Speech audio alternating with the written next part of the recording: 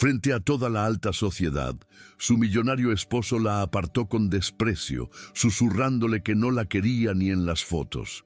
La humilló, creyendo que era solo un accesorio hermoso. Pero no sabía que en la mente de esa mujer silenciosa se ocultaba el secreto que podía destruir su imperio, o la clave para salvarlo todo. Hola, mis amigas y amigos. Antes de comenzar esta sorprendente historia, dejen en los comentarios desde dónde están viendo y cuéntame cómo va tu día, ¿vale? Y recuerden dar like y suscribirse al canal. El destello del flash fue una explosión silenciosa, un estallido de luz blanca que borró por un instante los rostros de la élite montevideana congregada en el salón principal del Hotel Carrasco. Pero el sonido que retumbaba en la mente de Clara Ponce de León no era el clic de la cámara, sino el susurro gélido de su esposo, Facundo Herrera, pronunciado apenas unos segundos antes, con una precisión cruel y un aliento que olía a whisky caro y a desprecio. No te quiero a mí, lado ni en las fotos, ¿entiendes? Ponte detrás de mí. Allí, en medio del baile de gala de la Fundación Herrera, un evento diseñado para pulir el legado de su familia, bajo el peso de un vestido de alta costura color esmeralda que se sentía como un disfraz prestado, ella dio un paso atrás, obedeciendo. El movimiento fue mínimo, casi imperceptible para la multitud, pero para ella se sintió como un cataclismo, un desplazamiento tectónico en el frágil suelo de su dignidad. El fotógrafo, ajeno al drama silencioso, insistió: juntos, por favor, señor y señora Herrera, una más para la crónica social.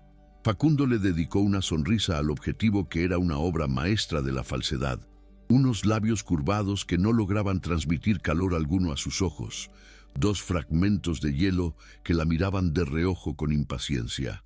Clara sintió que el perfume de los lirios y el champán francés que flotaba en el aire se volvía denso, una niebla sofocante que le apretaba la garganta, haciendo respiración, un esfuerzo consciente. Cada nuevo disparo de la cámara era un clavo más en su ataúd social, un martillazo que sellaba la imagen que Facundo había esculpido meticulosamente para ella a lo largo de los años, la de un accesorio hermoso, silencioso y, en última instancia, descartable. Sentía el roce áspero de la etiqueta de seda del vestido contra su nuca, un recordatorio físico, casi doloroso, de que nada de lo que la rodeaba le pertenecía realmente. Ni el vestido, escogido por un estilista pagado por Facundo, ni las joyas prestadas de la bóveda familiar de los Herrera, ni siquiera el apellido que ahora llevaba, que se sentía más como una marca de propiedad que como un vínculo de amor. Fue en ese preciso instante de asfixia interna, mientras forzaba una sonrisa temblorosa, que sus ojos cruzaron el salón abarrotado y se encontraron con la mirada de Agustina Torres. La prima de Facundo, de pie junto a un influyente inversor, sostenía una copa de vino tinto y la observaba con una expresión de triunfo mal disimulado. En ese cruce de miradas, en la leve inclinación de la cabeza de Agustina, Clara comprendió con una claridad devastadora. La humillación no había sido un arrebato impulsivo de la crueldad de su marido. Había sido un espectáculo calculado, una representación teatral orquestada para una audiencia selecta, y ella, sin saberlo, era la protagonista de la farsa, el objeto del sacrificio. El verdadero mensaje no era para ella, sino para Agustina y para el mundo que observaba. Clara Ponce de León no era nadie. El viaje de regreso a su apartamento en Carrasco fue un estudio en silencio opresivo. El interior del sedán de lujo, tapizado en cuero claro y perfumado con el ambientador más sutil y caro del mercado, se convirtió en una cámara de vacío donde las palabras no dichas gritaban más fuerte que cualquier acusación. Facundo conducía con una concentración feroz, sus nudillos blancos apretando el volante mientras las luces de la Rambla se deslizaban por el parabrisas como lágrimas de neón. Clara miraba por la ventanilla, observando el contorno oscuro del Río de la Plata, un gigante dormido e indiferente a su pequeño y sórdido drama. Se sentía extrañamente desapegada, como si estuviera viendo una película de la vida de otra persona. La mujer del vestido esmeralda que se reflejaba en el cristal no era ella, sino un personaje que había aprendido a interpretar. Al llegar al edificio, el portero los saludó con una deferencia que a Clara le pareció una burla. «Buenas noches, señor Herrera, señora Herrera». La palabra resonó hueca. En el ascensor privado que ascendía directamente a su penthouse, el silencio se hizo aún más denso, cargado de la electricidad estática de la confrontación que ambos sabían que no llegaría. Facundo nunca discutía, simplemente emitía veredictos, y el veredicto de esa noche había sido claro. Ella era un excedente, un error de cálculo en su vida perfectamente planificada. Una vez dentro del vasto y minimalista apartamento, un espacio decorado en tonos de gris, blanco y cromo que reflejaba el alma de su marido, la farsa terminó abruptamente. Facundo se aflojó la pajarita y se sirvió un vaso de agua, su espalda vuelta hacia ella en un gesto de completa indiferencia. No hubo un «lo siento», ni una explicación, ni siquiera una mirada. Clara caminó en silencio hacia el dormitorio, sus tacones de aguja haciendo un sonido agudo y solitario sobre el mármol pulido. Se quitó las joyas con dedos, temblorosos, dejándolas sobre el tocador, donde brillaron fríamente bajo la luz tenue. Luego, luchó con la cremallera del vestido, aquel caparazón de seda y lentejuelas que se había sentido como una armadura y una jaula al mismo tiempo. Cuando la tela finalmente se deslizó y cayó al suelo en un charco verde y brillante, sintió una oleada de alivio, como si se hubiera despojado de una piel ajena. Se puso una simple camiseta de algodón y unos pantalones viejos, su verdadero uniforme. Fue entonces, en la cruda vulnerabilidad de su propia ropa, que su teléfono vibró sobre la mesita de noche. El nombre en la pantalla hizo que su corazón se detuviera. Hospital de Clínicas. Con una premonición helada recorriéndole la espalda, contestó. «Señora Ponce de León», dijo una voz masculina grave y cansada. «Soy el doctor Ramírez. Llamaba por su madre, Beatriz. Ha habido una complicación. Necesitamos discutir las nuevas opciones de tratamiento y, francamente, los costos asociados». El mundo de Clara, ya inclinado precariamente, se tambaleó y amenazó con colapsar. Los costos. Esa palabra resonó con una violencia sorda en su mente, mucho más brutal que el susurro de Facundo en el baile. Su madre, Beatriz, era su ancla, la única persona en su vida cuyo amor era incondicional, la única que todavía la llamaba mi Clarita, mi futura gran ingeniera. La esclerosis múltiple de Beatriz había avanzado lentamente durante años, pero ahora, según el médico, una nueva y agresiva fase requería un tratamiento experimental importado, uno que el sistema público no cubría y cuyo precio era astronómico. El aire pareció escaparse de sus pulmones, mientras el doctor Ramírez detallaba cifras que le sonaban a un idioma extranjero, una secuencia de ceros que se acumulaban como una montaña insuperable. «Clara, ¿estás bien?», preguntó el médico al otro lado de la línea, notando su silencio. «Sí, doctor, gracias. Mañana a primera hora estaré allí», respondió ella, su voz un hilo fino y tenso. Colgó el teléfono y se quedó mirando la oscuridad del dormitorio. El único sonido era el latido frenético de su propio corazón. Su dependencia financiera de Facundo, que hasta ese momento había sido una fuente de resentimiento sordo, se transformó de repente en un pánico agudo y paralizante. El acuerdo prenupcial que había firmado, un documento que su abogado en ese entonces había descrito como despiadado, la dejaba con casi nada si se divorciaba. y la cláusula de conducta intachable era tan vaga que cualquier cosa, desde un escándalo público hasta una deslealtad moral, podía ser usada en su contra para anular incluso esa mísera compensación.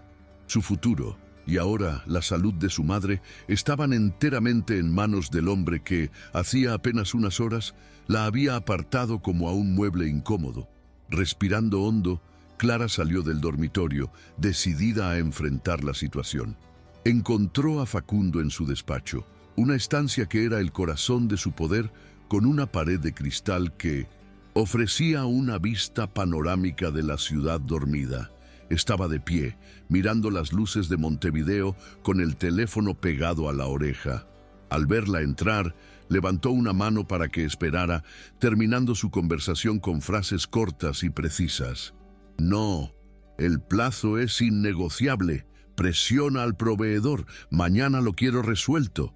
Colgó y se giró hacia ella, su expresión una máscara de fría eficiencia. «¿Qué ocurre? Es tarde». La falta de cualquier comentario sobre lo sucedido en el baile era, en sí misma, una declaración. Para él, el incidente ya estaba olvidado, archivado. «Era del hospital», dijo Clara, su voz más firme de lo que se sentía. «La condición de mamá ha empeorado. Necesita un nuevo tratamiento y es increíblemente caro, Facundo». Él la miró sin cambiar de expresión, sus ojos evaluándola como si estuviera presentando una propuesta de negocios. «¿Cuánto?», preguntó, el tono desprovisto de cualquier atisbo de compasión. Clara le dijo la cifra y vio un músculo tensarse en su mandíbula. «Me encargaré», dijo finalmente, girándose de nuevo hacia la ventana. «Hablaré con mi administrador por la mañana». No había consuelo en sus palabras. Ninguna pregunta sobre cómo se sentía Beatriz o cómo se sentía ella. Era una transacción, un problema que el dinero podía resolver y por lo tanto un problema sin importancia. «Gracias», susurró ella, sintiendo el gusto amargo de la gratitud forzada, la humillación de tener que pedir, de tener que depender de su caridad calculada. Era casi tan dolorosa como el desprecio público. Incapaz de dormir, con la conversación con el médico y la frialdad de Facundo dando vueltas en su cabeza como buitres, Clara se refugió en el único lugar donde todavía se sentía ella misma, su pequeña oficina en casa.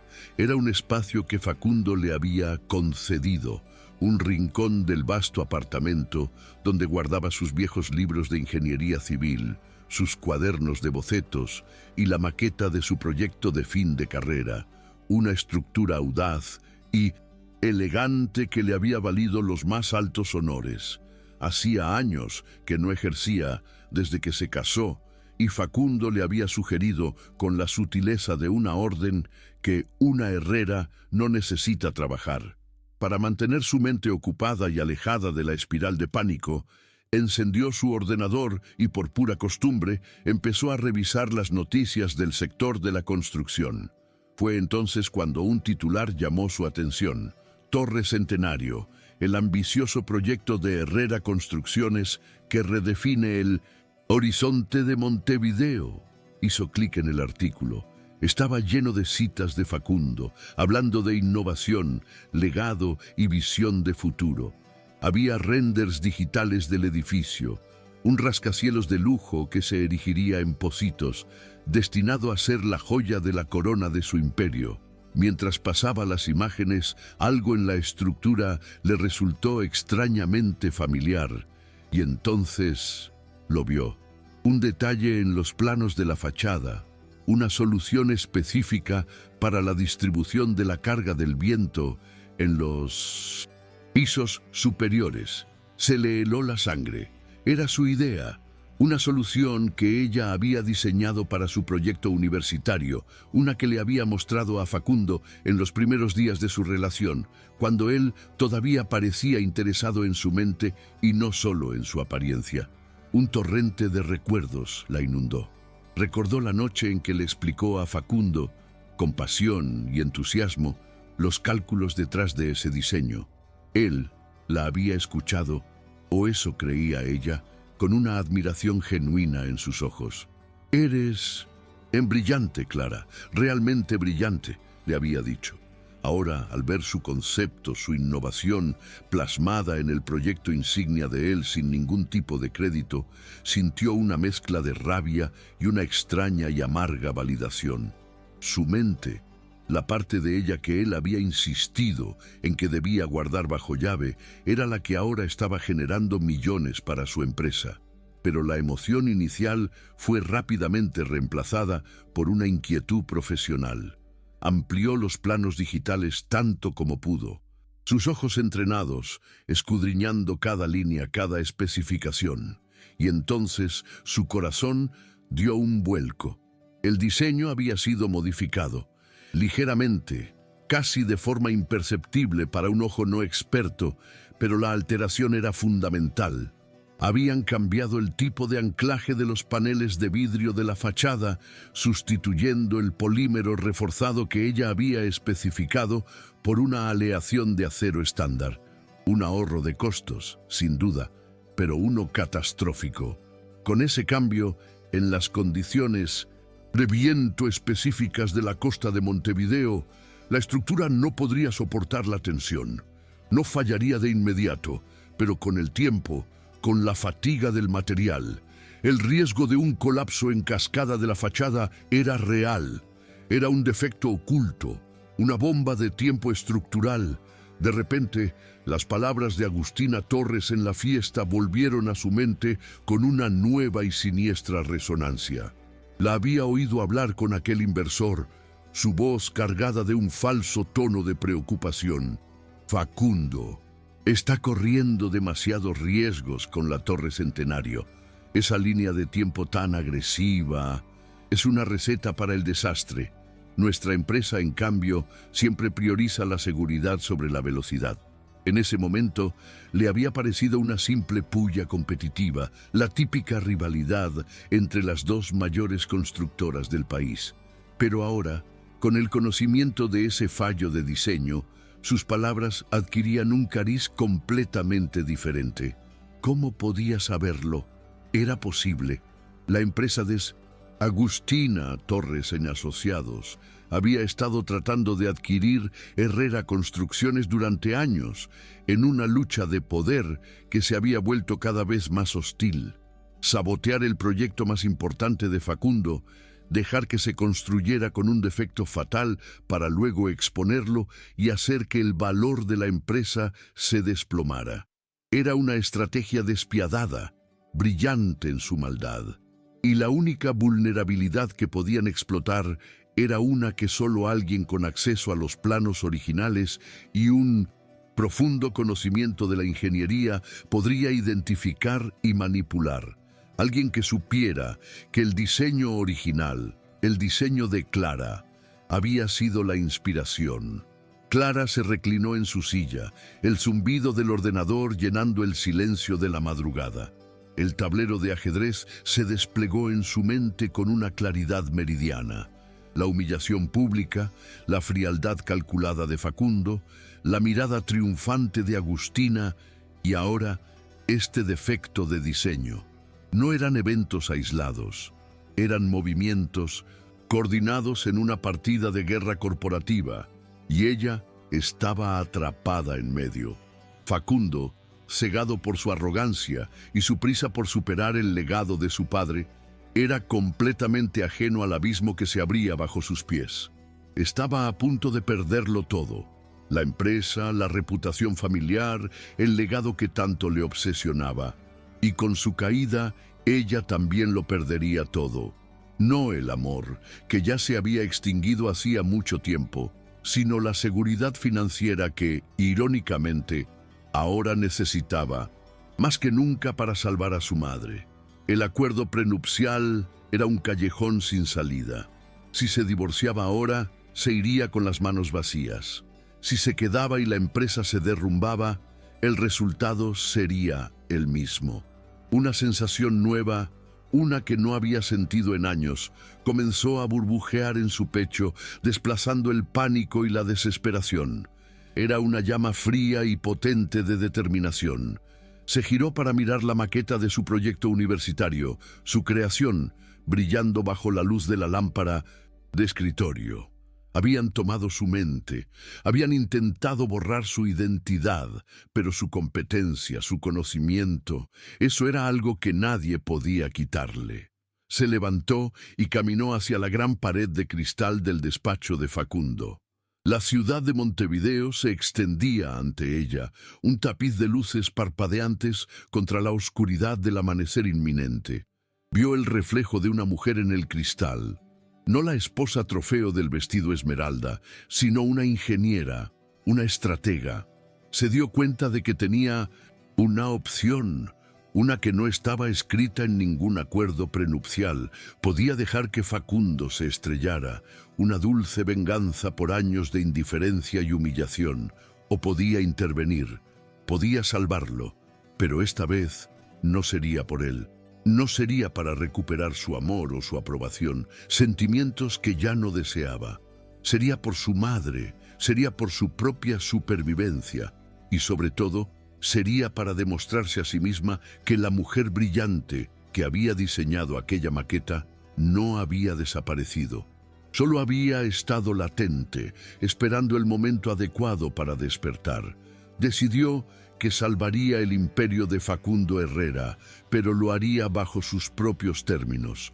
Él nunca sabría de su intervención hasta que fuera demasiado tarde para negarle el crédito.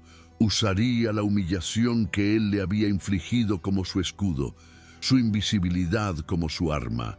Lo observó todo desde las sombras, convirtiéndose en la socia estratégica que él nunca supo que tenía y que desesperadamente necesitaba. «Vas a tener que reconocerme, Facundo», susurró a la ciudad dormida, una promesa hecha no al hombre que la despreciaba, sino a sí misma. «Frente a todos los que me vieron caer, vas a tener que verme ascender». A la mañana siguiente, la luz del sol se derramaba sobre el mármol de la cocina con una indiferencia insultante, iluminando la farsa de su vida doméstica. Facundo ya estaba vestido con uno de sus trajes a medida, un arma de tela y poder, leyendo las noticias económicas en una tablet mientras sorbía un café negro. Apenas levantó la vista cuando Clara entró. «Buenos días», murmuró ella, sirviéndose un vaso de agua, su garganta seca por la falta de sueño. «Hablé con el administrador esta mañana», dijo él sin preámbulos, sus ojos fijos en la pantalla. «La transferencia para la clínica estará hecha antes del mediodía. Asegúrate de que firmen todos los papeles correctamente. No quiero problemas burocráticos». Cada palabra era una transacción, una línea en un libro de contabilidad. El gesto que debería haber sido de apoyo se sentía como el pago de un servicio, una forma de recordarle su posición, su dependencia. «Gracias, Facundo», respondió ella, el sabor de la gratitud forzada volviendo a amargarle la boca. Se sentó frente a él, obligándose a comer una tostada que le sabía a cartón, interpretando el papel de la esposa agradecida, mientras en su interior los engranajes de un plan audaz y peligroso comenzaban a girar con una precisión silenciosa y letal. Sabía que su rostro debía ser una máscara de serenidad, ocultando la tormenta de cálculos y la resolución de acero que se había formado en las horas previas al amanecer. Más tarde, en la soledad de su pequeña oficina, mientras el sonido del auto de Facundo, alejándose por la Rambla, todavía resonaba en sus oídos, Clara sacó el acuerdo prenupcial de una caja fuerte oculta detrás de una falsa estantería de libros de ingeniería. El documento era grueso, encuadernado en cuero azul oscuro, y se sentía frío al tacto.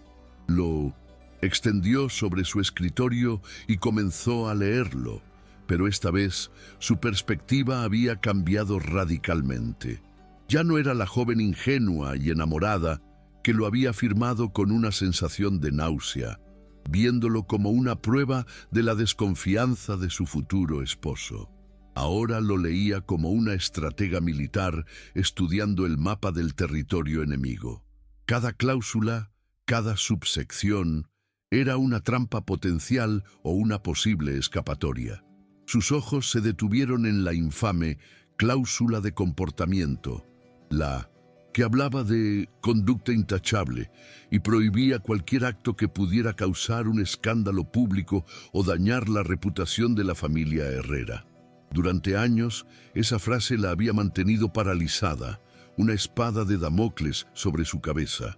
Pero ahora veía la ambigüedad como un arma de doble filo. Si su investigación salía a la luz de forma descontrolada, él podría usarla para aniquilarla. Pero si actuaba desde las sombras, si era lo suficientemente inteligente y discreta, ¿cómo podría acusarla de nada? Su plan no era causar un escándalo, sino evitar uno de proporciones épicas. Se estaba convirtiendo, irónicamente, en la guardiana más feroz de la reputación de los Herrera, aunque por razones que Facundo jamás podría comprender. El primer paso era obtener acceso físico al proyecto, ver con sus propios ojos los materiales que se estaban utilizando. Entrar como Clara Ponce de León era imposible. Su presencia en una obra de su marido sería, como mínimo, sospechosa. Necesitaba una nueva identidad, una capa de invisibilidad. La idea le vino al mirar sus viejos diplomas universitarios colgados en la pared. Se convertiría en lo que debería haber sido. Se haría pasar por una estudiante de posgrado, una investigadora de la Facultad de Ingeniería, trabajando en una tesis sobre innovaciones estructurales en rascacielos de zonas costeras. Era una coartada plausible, casi poética en su ironía. Pasó las siguientes horas construyendo su personaje. Creó una dirección de correo electrónico académica, diseñó una sencilla tarjeta de identificación de estudiante en su computadora e incluso redactó un resumen de su supuesta tesis, llenándolo de jerga técnica tan densa y específica que disuadiría a cualquiera de hacer demasiadas preguntas. Se vistió para el papel. Unos vaqueros gastados, unas botas de seguridad que había guardado de sus días de prácticas, una simple camiseta y una gorra de béisbol para ocultar parcialmente su rostro. Al mirarse en el espejo, vio a una extraña, una versión más joven y resuelta de sí misma. «Bueno, Clarita, es hora de volver al campo», se dijo a sí misma con una sonrisa torcida, sintiendo una oleada de un nerviosismo que era mitad miedo, mitad euforia. Con el corazón latiéndole con fuerza contra las costillas, hizo la llamada. Marcó el número general de la oficina de la obra de la Torre Centenario, su voz alterada para sonar un poco más joven y ansiosa. La perfecta estudiante de posgrado. «Buenas tardes. Mi nombre es Lucía Pereira», dijo, el alias sintiéndose extraño en su lengua. «Soy estudiante de maestría en la Universidad de la República y mi tesis se centra en las soluciones de fachadas para edificios de gran altura sometidos a estrés eólico. El proyecto de la Torre Centenario es mi principal caso de estudio y me preguntaba si habría alguna posibilidad de hacer una breve visita al sitio para observar los métodos de anclaje que están implementando». Al otro lado de la línea, una secretaria aburrida le pidió que esperara. Clara contuvo la respiración, escuchando la música de espera cada segundo estirándose en una eternidad. Podían negarse rotundamente y su plan se habría desmoronado antes de empezar. Finalmente, una voz masculina y brusca tomó el teléfono. «Habla el ingeniero Rivas. ¿Qué es lo que quiere exactamente?». Clara repitió su petición, esta vez añadiendo detalles técnicos sobre los coeficientes de expansión térmica y la fatiga de los materiales, usando el lenguaje preciso que sabía que un ingeniero respetaría. Hubo una pausa. «Mire, señorita Pereira, esto es una obra activa, no un parque de diversiones para estudiantes», gruñó él. «Pero supongo que si viene mañana a las 10 en punto y no molesta, puedo dejar que eche un vistazo durante media hora y traiga su propio casco. Estaré allí». «Muchísimas gracias, ingeniero». dijo Clara, luchando por mantener la emoción fuera de su voz. Había funcionado.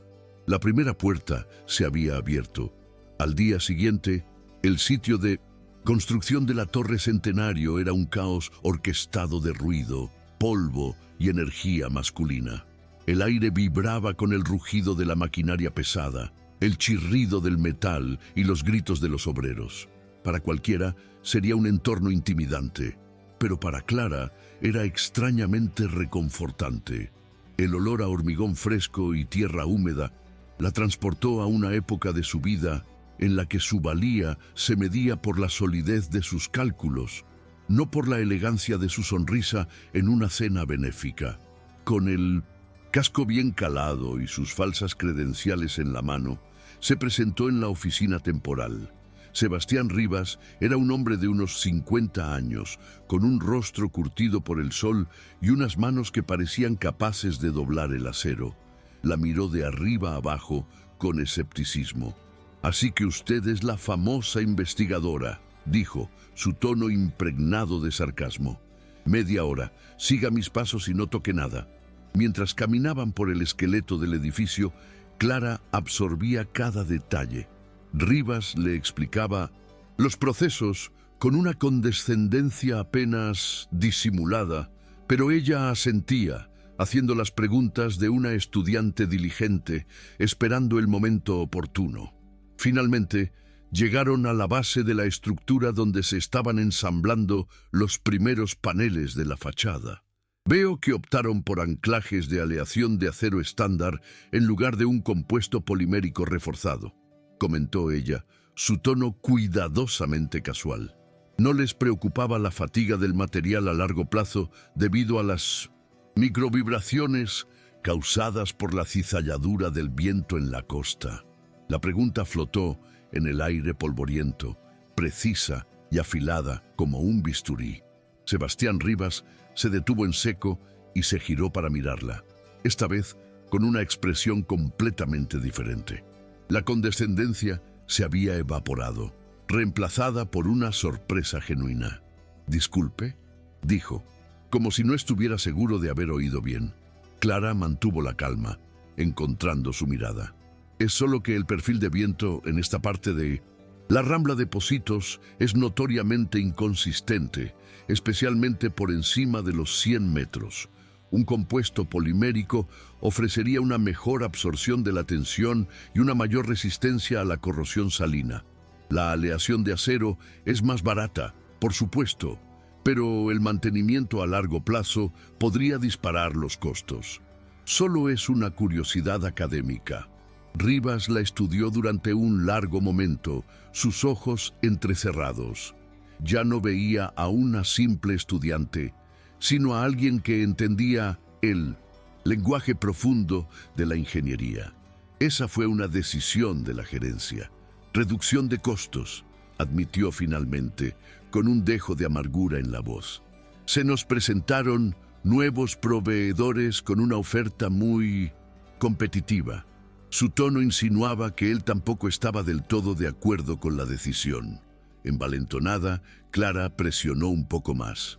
«¿Puedo preguntar quién es el proveedor? Para mi investigación, claro».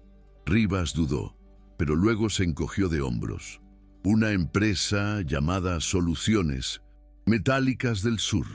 El nombre no le decía nada a Clara, pero lo archivó en su mente.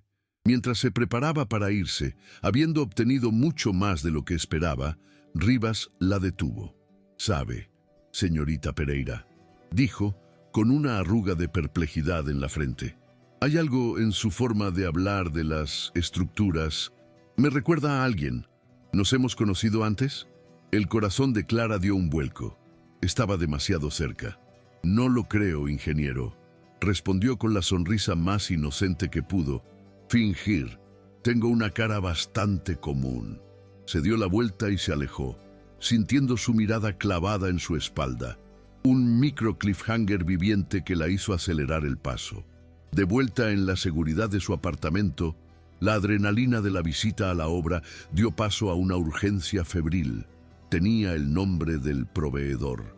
Ahora necesitaba la prueba digital, el vínculo que conectara Soluciones Metálicas del Sur con la directiva de Herrera Construcciones y, esperaba, con Agustina Torres. Sabía que la única forma de conseguirlo era acceder a los servidores de la empresa. Era un riesgo monumental. Facundo era paranoico con la seguridad digital, pero también era un hombre de rutinas predecibles. Todos los martes por la tarde tenía una reunión de directorio fuera de la oficina que duraba al menos 3 horas. Era su ventana de oportunidad. Ese martes esperó a que él se fuera, su corazón martilleando contra su pecho con cada minuto que pasaba.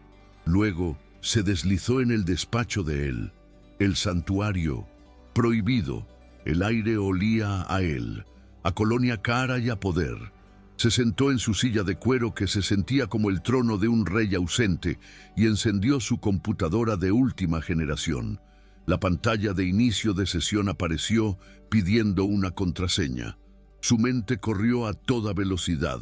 Probó las combinaciones obvias, fechas de aniversario, nombres de mascotas. Ninguna funcionó.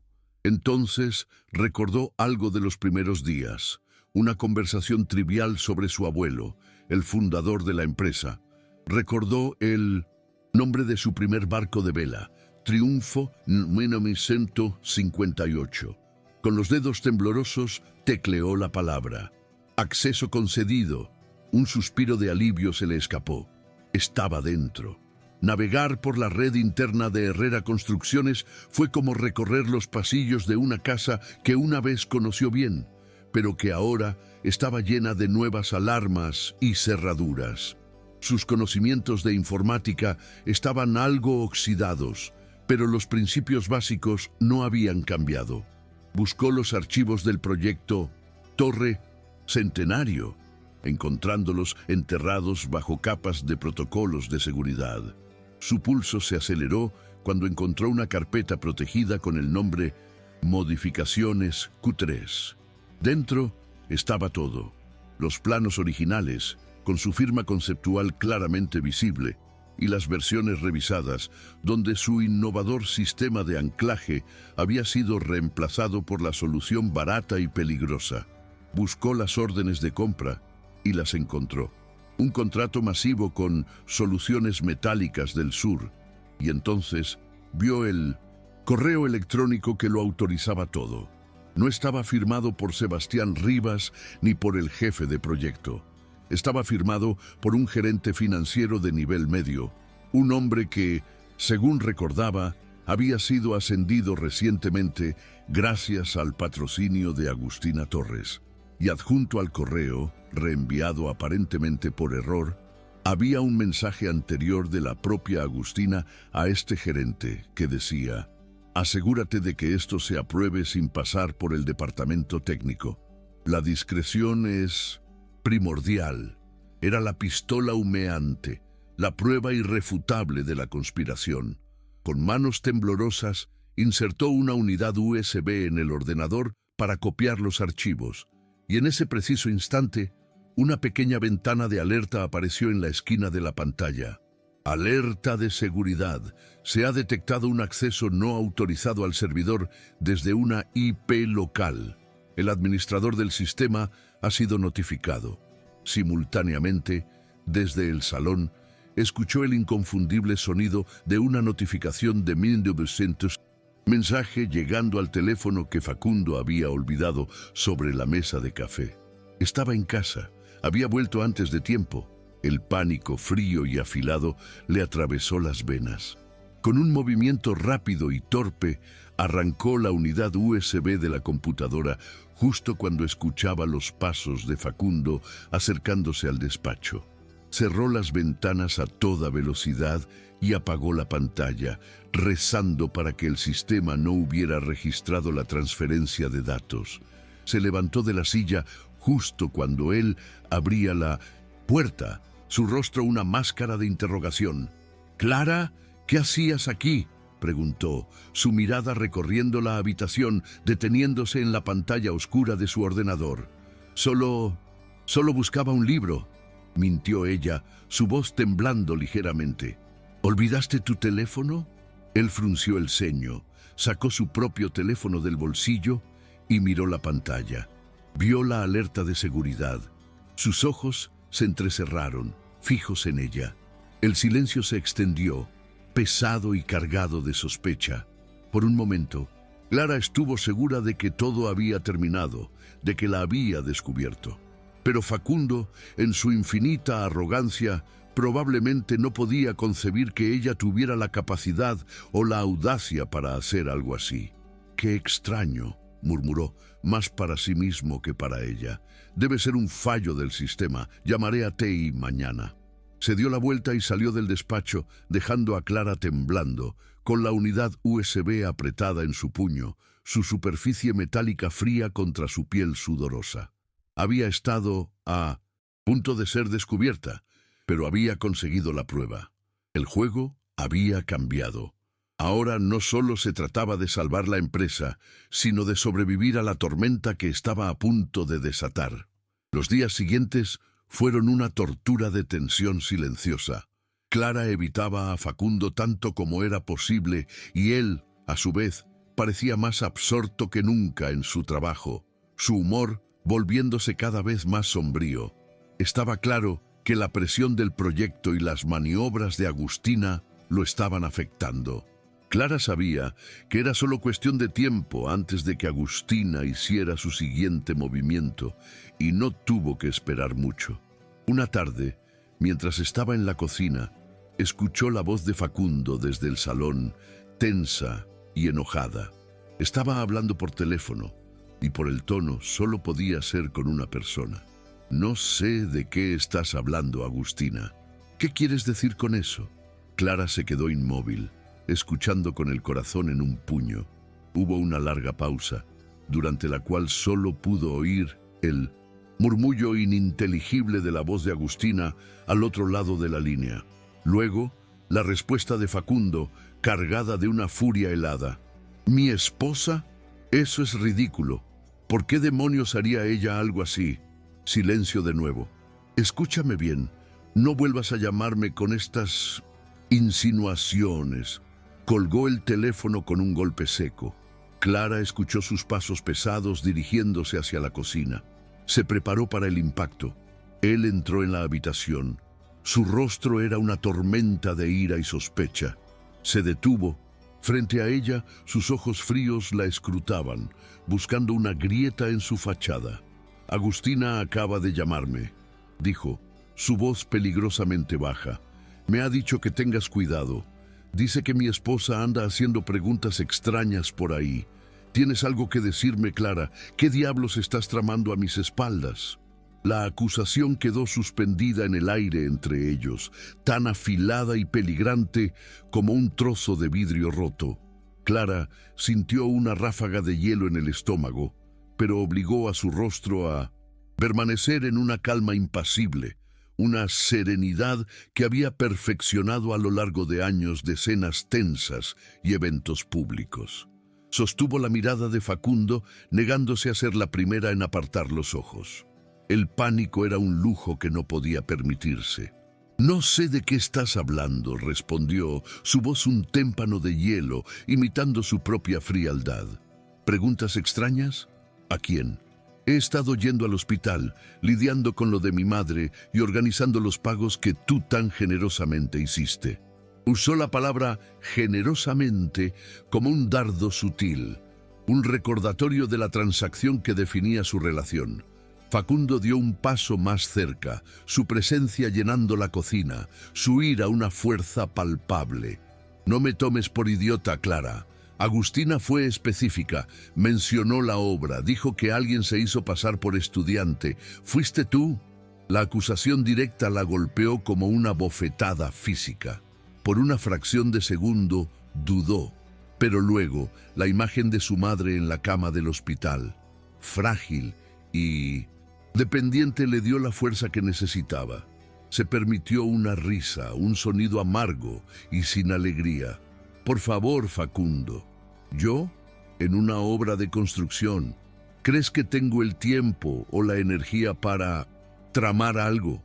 ¿No se te ocurre que tal vez esto es exactamente lo que Agustina quiere?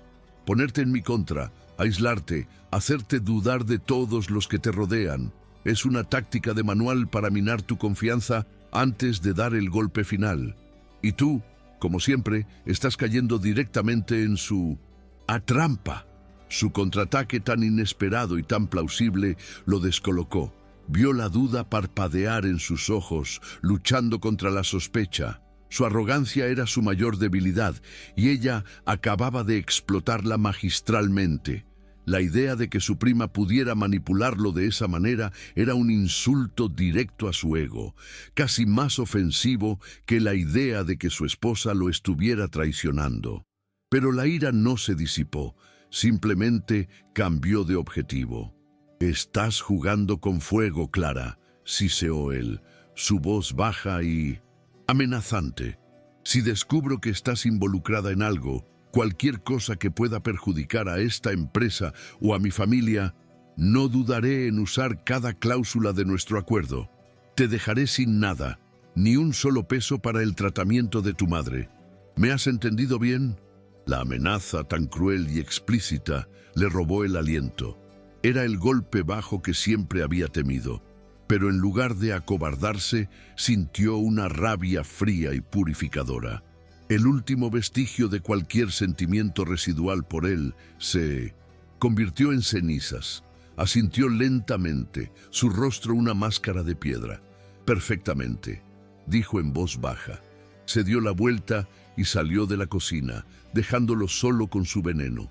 En ese momento, supo que cualquier esperanza de razonar con él estaba muerta. Estaba solo, atrapado en una jaula de orgullo y paranoia.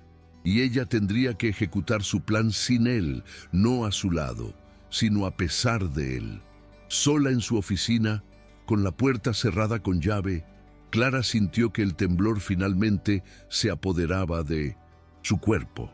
La amenaza de Facundo había sido real y visceral. Estaba acorralada. Tenía la prueba en la unidad USB que apretaba en su mano, pero era inútil si no podía llegar a las personas adecuadas. Presentársela a Facundo ahora solo confirmaría sus sospechas y la destruiría.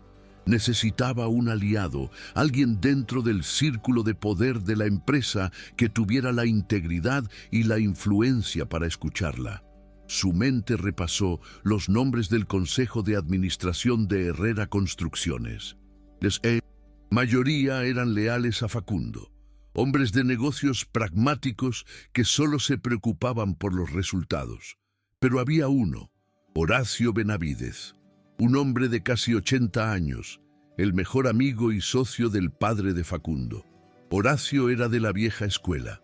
Para él, el legado y la reputación de la empresa, construida sobre la base de la calidad y la seguridad, lo eran todo. Se había retirado de la presidencia activa del Consejo, pero seguía siendo una figura inmensamente respetada, la conciencia moral de la compañía. Si había alguien que podía entender la gravedad de la situación y actuar por encima de la política interna, era él. Encontrar una forma de contactarlo sin levantar sospechas era su próximo desafío.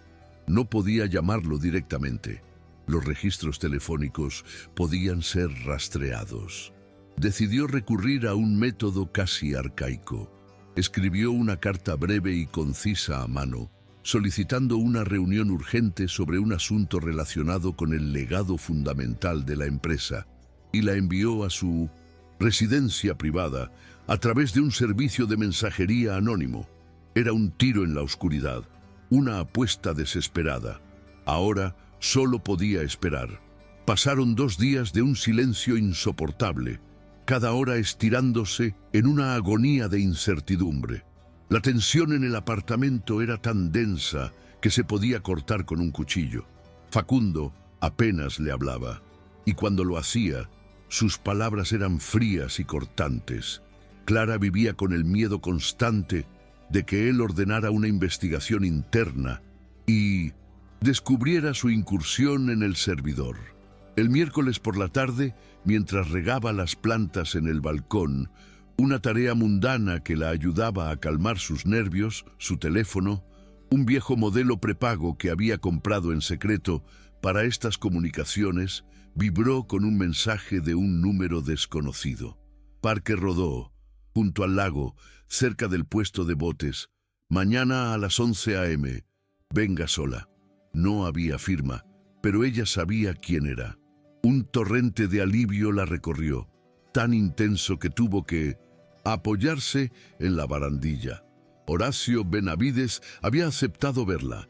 Llevó consigo 2 cosas a la reunión: la unidad USB encriptada y la maqueta original de su proyecto universitario, cuidadosamente envuelta en una funda protectora.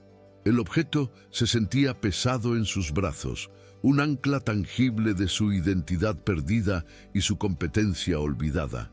Encontró a Horacio sentado en un banco, un hombre elegante con el pelo blanco y unos ojos azules que, a pesar de su edad, eran agudos y penetrantes.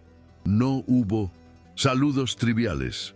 ¿Usted es la esposa de Facundo?, preguntó él, su voz grave y directa. Soy Clara Ponce de León, sí, respondió ella. Pero hoy no estoy aquí como la esposa de nadie. Estoy aquí como ingeniera. Durante la siguiente hora, bajo la sombra de los árboles centenarios del parque, Clara expuso su caso. Habló con una claridad y una precisión que sorprendieron al anciano. Desenvolvió la maqueta y la colocó sobre el banco entre ellos, usándola como punto de partida para explicar el origen del diseño de la Torre Centenario. Este fue mi proyecto de graduación, señor Benavides. Facundo vio su potencial, pero su equipo, bajo la influencia de Agustina Torres, ha introducido una modificación fatal para reducir costos. Luego, le entregó un pequeño portátil que había traído y conectó la unidad USB. Le mostró los correos electrónicos, los planos alterados, las órdenes de compra. No añadió dramatismo ni se quejó de su trato personal. Simplemente presentó los hechos, los datos, fríos y duros. Horacio Benavides escuchó en silencio, su rostro impasible, sus ojos moviéndose de la pantalla a la maqueta y luego a ella. Cuando terminó, se reclinó en el banco y miró hacia el lago, pensativo. El silencio se prolongó durante varios minutos, que a Clara le parecieron una vida entera. Había apostado todo a la integridad de este hombre. Su padre, el viejo Herrera, dijo finalmente Horacio, su voz teñida de melancolía. Solía decir que se puede reconstruir un edificio, pero no una reputación. Lo que me ha mostrado, esto no es solo un error de cálculo, es una traición a todo lo que él construyó. Se giró para mirarla y por primera vez Clara vio una chispa de admiración en sus ojos. Ha sido usted muy valiente al traer esto a mí, señora, y muy inteligente.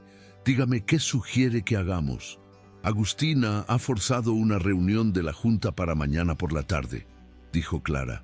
Presentará una oferta de adquisición hostil, usando los rumores sobre los problemas del proyecto como palanca. Facundo está acorralado. La única forma de detenerla es exponer la verdad en esa reunión, delante de todos. Horacio asintió lentamente. Un movimiento audaz y muy arriesgado. De acuerdo, estaré allí, y usted vendrá conmigo. La mañana de la reunión del consejo fue la más larga de la vida de Clara. Se sentía como una condenada esperando la ejecución, o una general antes de la batalla decisiva. Intentó llamar a Horacio 2 veces para confirmar los últimos detalles, pero su teléfono se fue directamente al buzón de voz. Una náusea helada de pánico comenzó a subir por su garganta. ¿Y si él había cambiado de opinión? ¿Y si Facundo lo había contactado y lo había convencido de que ella era una conspiradora histérica? Se vistió con un sencillo pero elegante traje pantalón de color marfil, una armadura de profesionalidad. Se prendió en la solapa un pequeño broche de camelia, un regalo de su madre, su amuleto de la suerte que se sentía fresco y real contra su piel. Cuando llegó la Hora de irse a la sede de Herrera Construcciones. Estaba sola. Horacio no había llamado. Tuvo que tomar una decisión, retirarse y aceptar la derrota, o ir sola y enfrentarse a la aniquilación. Apretó el broche de camelia y se dirigió hacia la puerta. Mientras esperaba el ascensor en el vestíbulo del imponente edificio de oficinas, su teléfono finalmente sonó. Era Horacio. Disculpe la demora, Clara. Tuve que hacer algunos preparativos. La estoy esperando en el estacionamiento del subsuelo. Entraremos juntos. La oleada de alivio fue tan abrumadora que casi se le doblaron las rodillas. El plan seguía en marcha. La sala de juntas del Consejo era un santuario del poder corporativo, con una larga mesa de caoba pulida y vistas panorámicas de la bahía de Montevideo. El aire estaba cargado de una tensión eléctrica. Facundo estaba en la cabecera de la mesa, su rostro pálido y demacrado. Agustina estaba sentada frente a él, radiante de confianza, flanqueada por sus abogados. Los demás miembros del consejo parecían nerviosos, evitando el contacto visual. Estaban en medio de la presentación de Agustina, y dadas las evidentes dificultades estructurales y los retrasos del proyecto Torre Centenario, decía ella con una falsa simpatía, Torres y Asociados está preparada para hacer una oferta generosa para adquirir la totalidad de Herrera Construcciones, salvando así a la empresa de una inevitable y humillante quiebra. Justo en ese momento, las puertas dobles de la sala se abrieron. Un asistente anunció: «El señor Horacio Benavides». Todos los ojos se volvieron hacia la puerta. Horacio entró con una calma autoritaria y a su lado, para el asombro de todos, caminaba Clara. La mandíbula de Facundo se tensó al verla, una mezcla de conmoción y furia cruzando su rostro. Agustina palideció visiblemente, su sonrisa de suficiencia vacilando por primera vez. «Horacio, ¿qué significa esto?», preguntó Facundo, su voz ronca. «Significa que hay una perspectiva sobre este asunto que el Consejo necesita escuchar», respondió Horacio, guiando a Clara hacia el frente de la sala. «La ingeniera Ponce de León tiene la palabra». Con todas las miradas clavadas en ella, Clara se sintió extrañamente tranquila. El miedo había desaparecido, reemplazado por una claridad helada. Conectó su portátil al proyector de la sala, y en la enorme pantalla apareció la imagen de su maqueta original, seguida de los planos de diseño detallados. Con una voz firme y constante, explicó la vulnerabilidad estructural, la modificación de los materiales y la inevitable consecuencia catastrófica. Luego, con un clic, mostró los correos electrónicos que probaban la conspiración de Agustina. Un jadeo colectivo recorrió la sala. La evidencia era irrefutable, devastadora. Cuando terminó, un silencio atronador llenó la habitación. Agustina estaba lívida, sin palabras. Todos los ojos se volvieron hacia Facundo, esperando su reacción. Se levantó lentamente, su rostro una máscara indescifrable. Caminó hasta el frente de la sala y se paró junto a Clara, de cara al Consejo. Por un momento, ella pensó que él intentaría robarle el crédito, minimizar su papel. Pero entonces, él tomó el micrófono.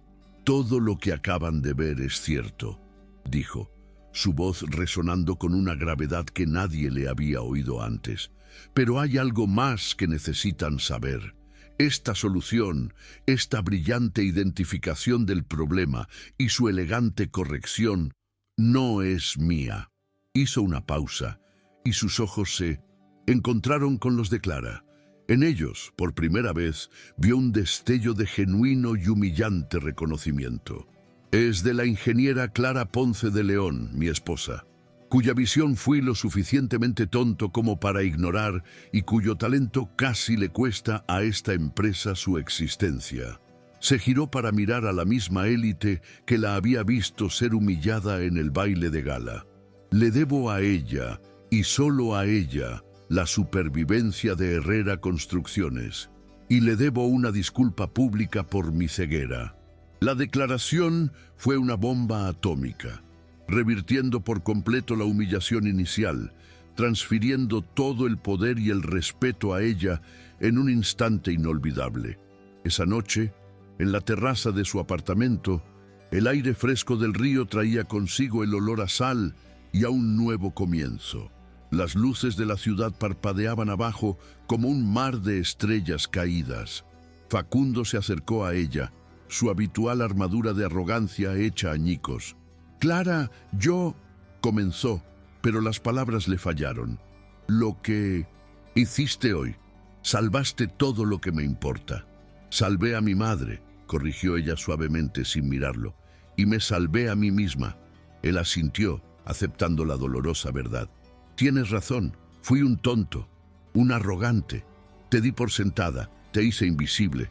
Pero verte hoy en esa sala, volví a ver a la mujer de la que me enamoré. Quizás podamos empezar de nuevo». La oferta quedó suspendida en el aire, una posibilidad frágil y tardía.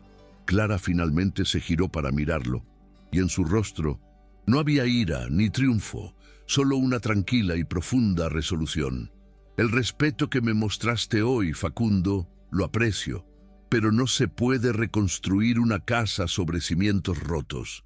Lo que necesito ahora no es un nuevo comienzo contigo.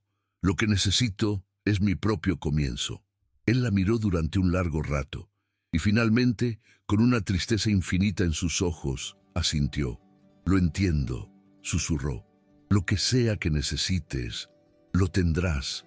La negociación de su divorcio fue rápida y, para sorpresa de todos, increíblemente generosa por parte de él. No se redactó como una pensión alimenticia, sino como la participación de una socia estratégica que había salvado un imperio.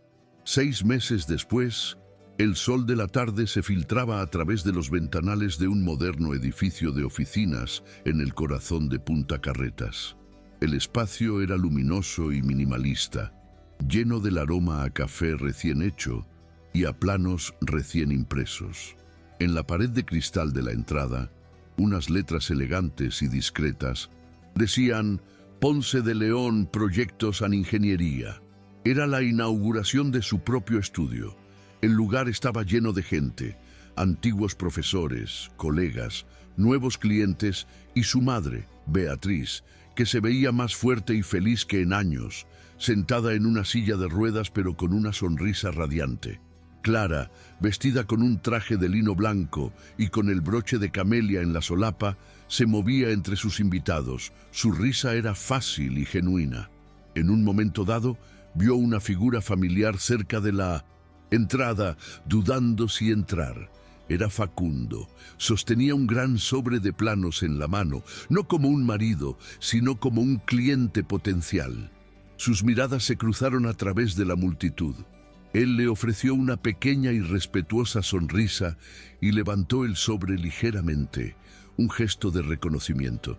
Clara le devolvió el gesto con una inclinación de cabeza, serena y segura. No había necesidad de palabras. Él podía esperar. Ella ya no era un accesorio en la historia de nadie. Era la ingeniera de su propio destino, y el horizonte que se extendía ante ella era vasto, despejado y lleno de posibilidades que ella misma construiría.